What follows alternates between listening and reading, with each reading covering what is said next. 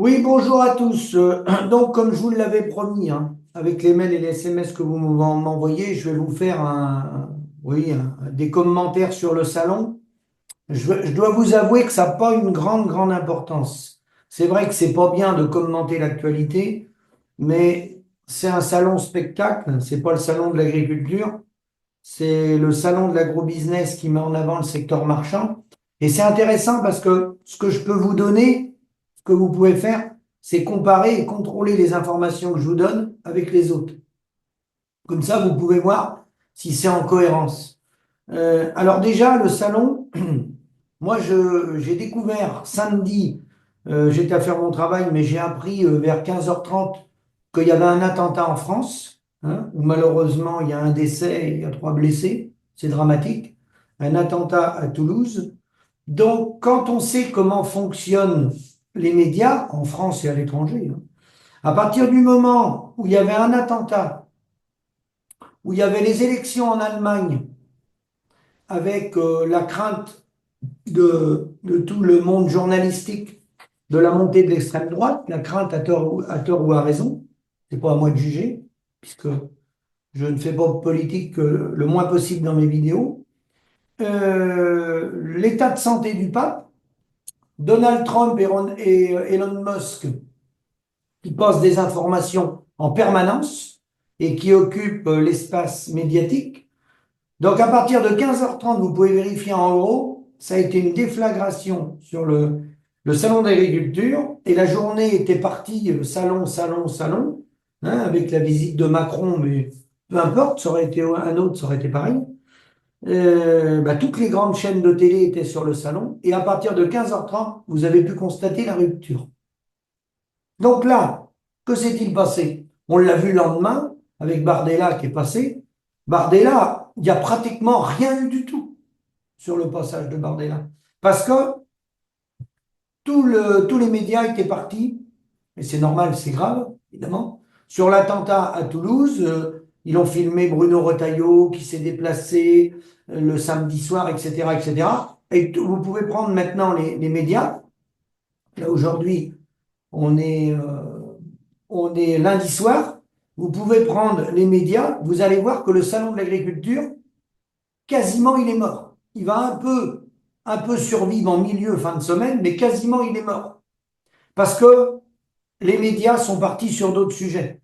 Les résultats des élections en Allemagne, comme je vous le dis, Trump, qui fait beaucoup d'interventions médiatiques, le voyage de Macron aux États-Unis, Trump qui, quand je regarde les lectures des articles, vous n'allez pas tarder à entendre parler que Trump est un des plus grands écologistes, parce qu'avec les mesures qu'il prend, les taxes qu'il fait, il va freiner une partie du libre-échange.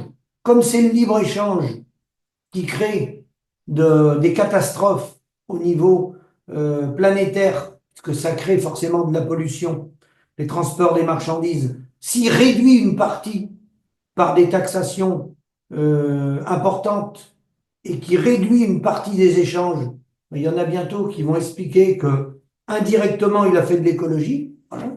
Donc on peut utiliser comme ça des éléments de langage et faire dire aux gens un peu tout et n'importe quoi.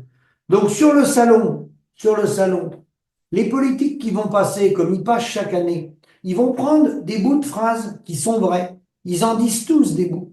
Bon, finalement, Bardella a été très peu dans les médias, mais le si peu qu'il a été, il a glissé des bouts de phrases sur les normes qui peuvent avoir une partie de vérité. Sarah Knafo, avec qui j'ai débattu il y a quelque temps, expliquait l'augmentation du nombre de fonctionnaires au ministère de l'Agriculture, qui est d'environ 38 000 selon ces chiffres, et il était de 15 000 avant, et on est de moins en moins d'agriculteurs. C'est une vérité.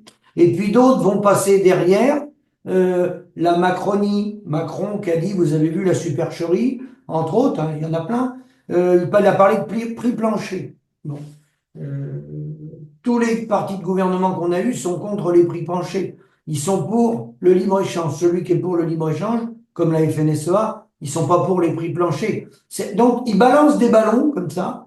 Tous les partis, que ce soit la France Insoumise, le RN, Zemmour, les Républicains, tous, ils balancent des bouts de phrases qui peuvent dire des vérités, mais il n'y en a aucun qu'un programme cohérent, complet, pour nous ramener à nous ce qu'on a besoin, une gestion des volumes par pays et des prix à hauteur des coûts de production pour rémunérer les paysans, les reconnaître dignement à travers leur travail. Alors là, vous n'allez pas en trouver un qu'un un programme complet.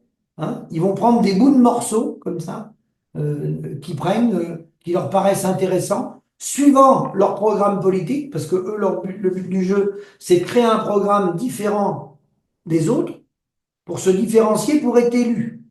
Le but du jeu, c'est de pas dire comme le voisin pour être élu. Mais il n'y a rien de cohérent, rien de constructif et surtout rien pour nous les agriculteurs. Alors, ce que je dis est tellement vrai, c'est qu'au pouvoir, vous avez eu différentes tendances politiques, même s'il y en a beaucoup qui se ressemblent. Hein, et quand on est passé de la gauche à la droite, on a eu des gens du centre qui ont gouverné, on a eu des gens du RPR, et vous pouvez constater que le nombre de paysans, il s'effondre. On a eu la gauche plurielle, on a eu, voilà. Et vous avez vu le résultat. Beaucoup de blabla et rien de concret. Voilà. Donc ensuite, eh ben, dans ce que vous m'envoyez ou dans ce qu'on entend au salon, on entend des témoignages. Le but du jeu, c'est de recruter des gens pour faire tourner l'agro-industrie.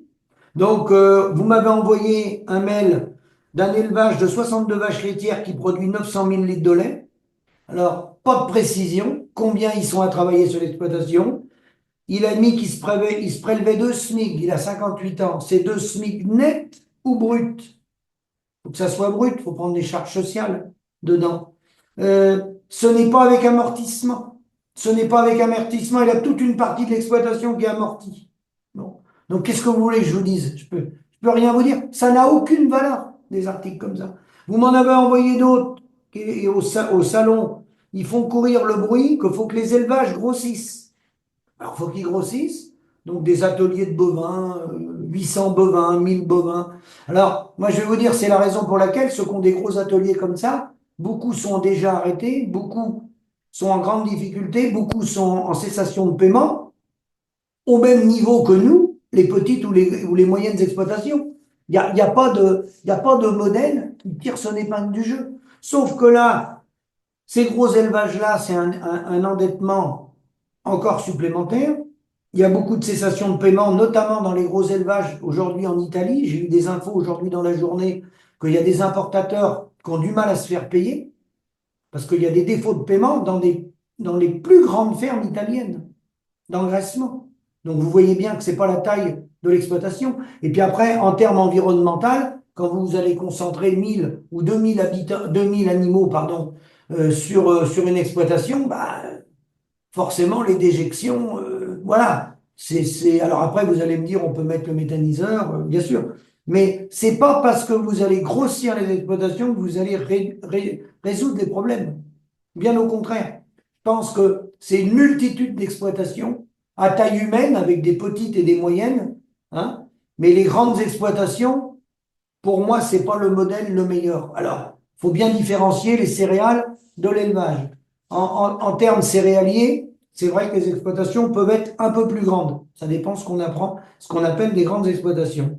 Mais tout ça pour dire que les chiffres qui sont balancés, comme chaque année, là, les gens, vous allez sur Internet, vous allez voir, hein, vous prenez le revenu 2023, parce que 2024, les comptabilités sont pas forcément tout arrêtées. Vous avez 36 200 euros. Voilà, avant impôt, hein, c'est bien écrit, hein, vous allez voir. Avant impôt et avant cotisation sociale, 36 200 euros.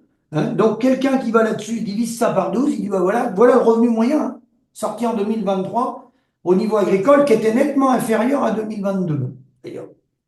Sauf que ça, c'est un bénéfice d'entreprise. C'est pas un revenu agricole. C'est pas le fruit de notre travail. Donc, pour avoir le ratio, il y a des modes de calcul pour s'en approcher, hein, parce qu'il n'y a pas les amortissements là-dedans. Hein, voilà. Faut rémunérer les capitaux engagés. C'est un bénéfice d'entreprise, ça. Faut prendre 40%, ce montant-là. Donc, vous prenez 40% de 36 000 euros, puis vous allez voir. Là, vous êtes très, très, très proche de la réalité des revenus des paysans. Alors, c'est une moyenne. Là-dedans, il y en a qui gagnent beaucoup plus. hein, il y a 15-20% des gens qui, globalement, gagnent bien leur vie en agriculture. Enfin, gagnent bien leur vie, gagnent plus de 2 SMIC et demi. Ça, c'est vrai. Oui, oui. Il y en a 15-20%. Plutôt 15 aujourd'hui que 20. Mais c'est souvent ceux-là qui ramassent le plus d'argent public, de la prime pour l'emploi, des primes PAC.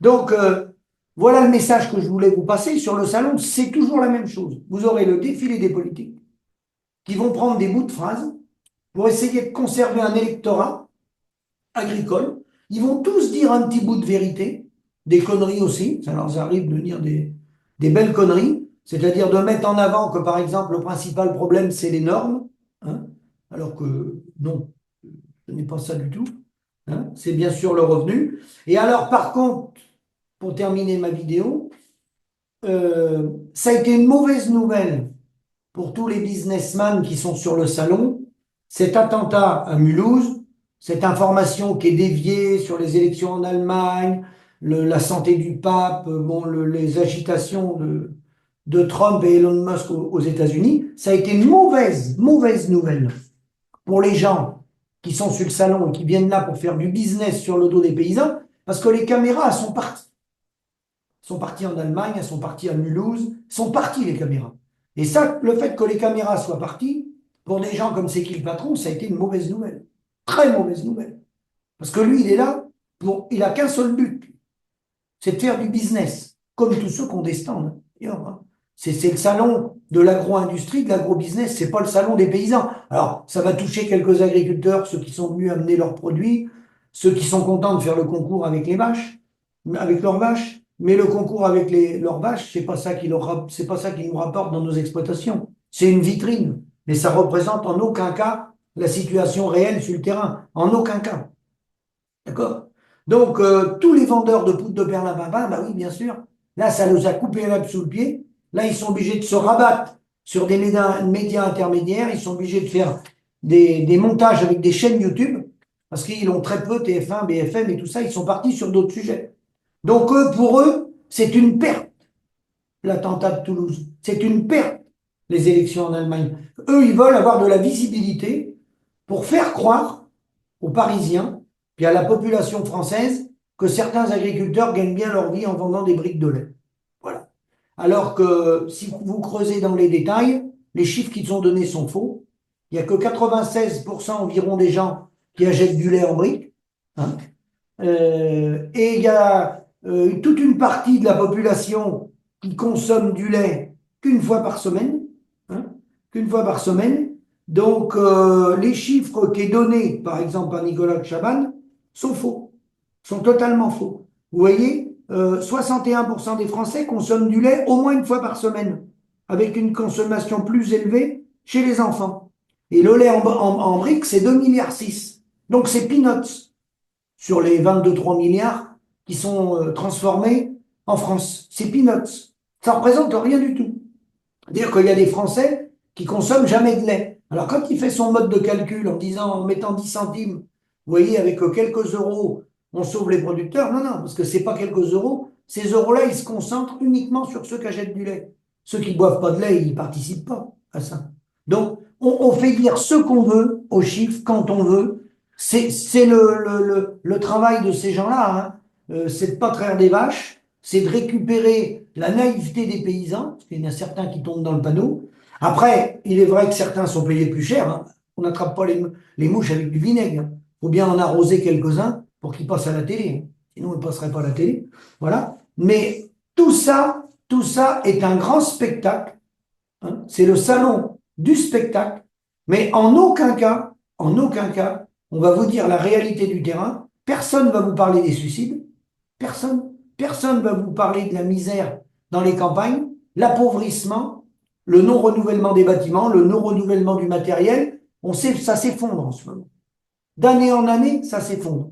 Alors, je terminerai ma vidéo pour vous dire que c'est bien dommage qu'il n'y ait pas de répartition de la valeur ajoutée, parce que le métier d'agriculteur, c'est un beau métier. Contrairement aux grandes villes parisiennes ou lyonnaises ou marseillaises, on est dans nos campagnes, on a quand même une qualité de vie qui est quand même autre que dans les grandes métropoles. C'est un super beau métier.